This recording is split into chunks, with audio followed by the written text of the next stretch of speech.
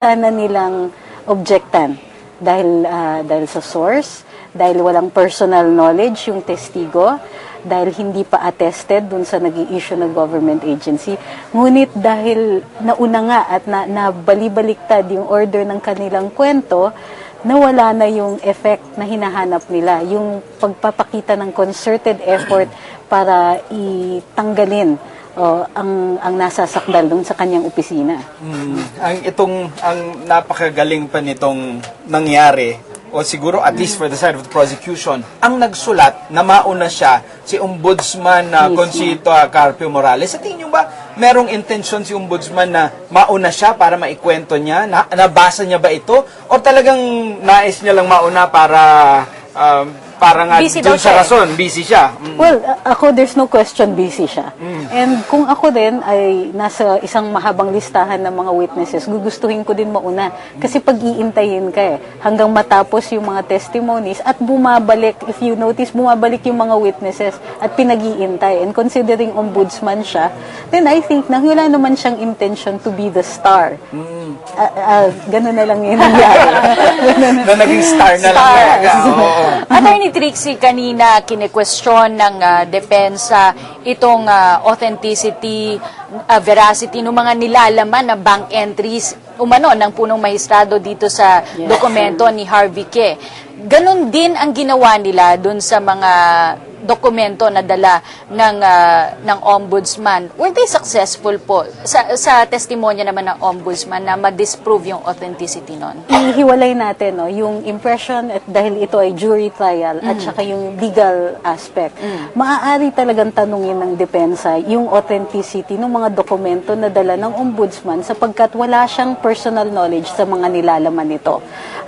Kahit issuance pa siya ng AMLAC or ng Anti-Money Laundering Council, walang stamp na certified true copy itong mga ito. And ang AMLAC din ay nasa possession ng data na in turn transmit din sa kanila. So wala rin silang guarantee of authenticity dun sa mga nilalaman na data ng mga dokumento na ito. However, given that, dun sa pagkwento ng ating star witness, kasi star naman talaga siya, sa pagkwento niya ay very credible, yung data seemed unassailable dahil nga issued ng AMLAC at totoo naman na under the law, the banks have to transmit data on suspicious transactions to the AMLAC. At totoo naman, pwede naman hingin ng Office of the Ombudsman ang ganitong klaseng data dun sa AMLAC. Nevertheless, maraming grounds para tutulan ng depensa. Pero tingin ko gawa na rin ng matinding suspense. At gusto na rin makita ng mga senators, jurors natin, kung ano yung mga nilalaman ng dokumento na yon. At kung tinututan naman masyado ng depensa, magiging parang second envelope ito. At magmumukhang they're seeking to suppress evidence that was against them.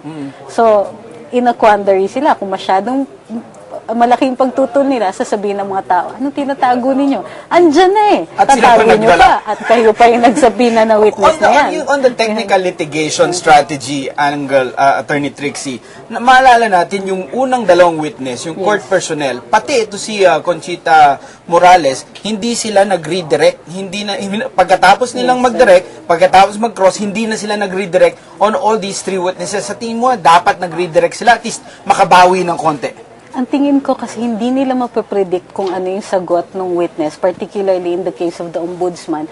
At dahil Supreme Court Justice siya dati, and the way she was answering tended to silence. All of them? Yes, all of them, including the prosecution, including the senators. So, it would not have been a good idea na tatapatan mo yon o mag-a-attempt kayo na ibully yung ganong klaseng witness. The best part of valor actually in this case was to retreat and to try to recover in some other way. So, ganito na nga ang ginagawa ng depensa by presenting the other witnesses. And they did an outstanding job with Harvey K. Is it enough? Right now, sa tingin ko, hindi pa. In the end, we will still need the accused to explain kung ano yung mga inflows na yon. Ipagpapatuloy po natin ang ating diskusyon with Attorney Angeles. Samantala po ay tumungo naman tayo sa press briefing ng defense panel. Sira Your relatives pa ang ating Chief Justice. Just to add to that, alam namin na sasabihin na naman na, of course, ano na namang kinalaman nito sa Article 2? That's precisely the point, na ang issue dito, Article 2, disclosure and non-disclosure in the SALN. Kaya kahit kami, naggagambala dati na yun yung pinag-uusapan. And yet, kung ano nung issues ang lumalabas sa mga periodiko, pati sa TV, na meron mga issues na pinag-uusapan na walang kinalaman doon sa complaint. Katulad nitong unverified documents na galing na naman sa anonymous source. Paano naman nating sasabihin na dapat nasa sariin niya ni Chief Justice Corona, gayong yung pinanggagalingan ng chismis na $2 million daw, ay wala naman basihan na pinersenta dito sa impeachment court. So, of course, sasabihin ninyo na paano nyo naman sasagutin, kailan nyo sasagutin, yung tungkol naman dun sa mga nakadeklara sa SALN. Yan yung itinitira natin para kay Chief Justice Corona. Pero yung mga bagay na lumalabas ngayon sa labas ng impeachment court, at least pinasok na natin dito para matanggal na sa isipan ng publiko, pati din ng senator judges, na wag na natin pansinin ito because wala naman basihan ito. Galing to sa anonymous source na maski yung nagbibigay ay sinasabi nilang hindi niya alam kung may katotohanan o kung verified yung source. At let's concentrate on the SALN that was presented here, pati yung mga ebidensya na prinisenta dito sa loob ng impeachment court para pag nagpaliwanag si Chief Justice Corona, ito yung mga i-address niyang punto. So, Attorney Jimeno, may sinasabi naman akong, so what if orchestrated to, pero kapag may evidence naman, parang it would be somewhat okay in a sense. Ano pong reaction niyo doon? Dalawang bagay kasi yan eh. Ang tinitingnan, siguro maaring tama yung sinasabi niya. Okay, orchestrated nga. Tama nga eh. Kung mag-ataka, dapat nga systematic, di ba sasabihin niyo? Ang tanong niya, paano kung may ebidensya naman? Ang aming ng posisyon ay walang ebidensya. Nakita niyo yung kay Mr. Ke. Hindi nga niya alam kung saan nanggaling eh. Makikita niyo po yung pattern pattern ng number 1, meron po tayong small lady. Pattern number 2, meron po tayong iniwan sa gate. Pattern number 3, ito po iniwan naman sa opisina. Kaya nga po nag-react na ang mga senator judges eh. Ano bang gusto ninyo sa amin, di ba? Kasi ang umuusig dapat, or may ebidensya, kailangan, handa kang tumayo at tumarap dito. Because you are from an interest group. You make representations that you represent the interest of the public. Okay, yun po ang dahilan doon. Ayun po. So, kung para sa prosecution, useless daw si Mr. Harvey Ke as a witness, then para sa inyo, parang wala rin substance. So, anong klaseng witness po si Mr. Ke? As we've established, isa siyang hostile witness sa pagkakataong ito. Pero ang ina-address niya dito would be an issue na yung iniiwasan namin, yung parang nangyari dyan sa $10 million na wala siya sa alegasyon ng complaint, and yet pumapasok sa isipan hindi lamang ng senator judges, pati ng publiko. Kaya kahit na sa amin, we found it to be irrelevant. Dapat na hindi na dapat pag-usapan dito sa loob ng impeachment court, but it became apparent to us na nung binanggit ito ng isa sa mga senator judges that it will influence their decision pagka tinitignan nila itong Article 2, kaya din namin pinasabi na itong mga bagong testigo. And at least one by one, we're looking at it na kung dapat bang ipaliwanag ito ni Chief Justice Corona. Unang-una yun sa $10 million nga. We had the ombudsman showing the documents that she relied on in order to give that notice to explain kay Chief Justice Corona yung sinasabi niyang $10 million. And from our point of view, yung AMLAC report does not really clearly establish na may $10 million because it shows transactional value. It does not show the name of Chief Justice Corona with the specific accounts and the actual balance.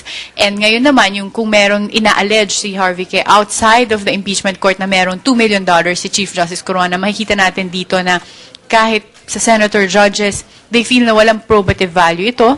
Unang-una, hindi rin masabi ni Mr. Ke kung saan galing dokumento, kung authentic ito. Isang ang pinoint out pa dito at napansin nung kinilatis yung documents would be the fact na kung iba-ibang banks to supposedly, bakit iisa lang yung font? And it bears no official seal of the banks themselves. So parang kaya nga ang term dito ni Senator Jinggoy Estrada is that maaari din ba, theoretically, nagawa-gawa mo lang tong document na to. And of course, we're not saying nagawa-gawa lang to ni Mr. Harvey Ke, but yun yung punto eh. We can't verify kung ginawa-gawa niya lang to because walang any proof that shows that this is verified, this is authentic, na hindi niya alam saan nga ng gamit. So at least, pag pinaupo nga natin si Chief Justice Corona, alam ko ang sasabihin na iba, ano naman ngayon, di ba? Wala naman yan, it doesn't really relate to Article 2 itself. It does because na at least matatanggal na natin yan na bakit wala sa salin.